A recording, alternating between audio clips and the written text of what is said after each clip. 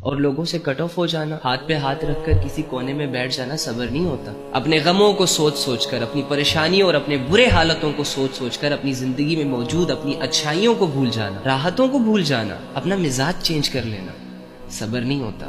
غموں کے ہوتے ہوئے مسکرانے کو صبر کہا جاتا ہے۔ ٹینشن، پریشانی، آزمائش، دکھ، درد، تکلیف، ہر طرح کی بلائیں دل میں موجود ہوں، اس کے باوجود الحمدللہ کہہ کر اپنی منزل کی طرف قدم بڑھانے کو صبر کہا جاتا ہے۔ دنیا نہیں سمجھ رہی، لوگ نہیں سمجھ رہے، اپنے نہیں سمجھ رہے، الٹا انہی کی وجہ سے زندگی بھی تنگ ہے، بوجھ ڈال رہے ہیں ہم پر۔ ایسا فیل ہوتا ہے جیسے ایک پہاڑ ہے اور اس کے نیچے میں ہوں، اس کے باوجود ریلیکس ہو کے، کمفرٹیبل ہو کے اللہ سے یہ کہنا کہ الحمدللہ صبر۔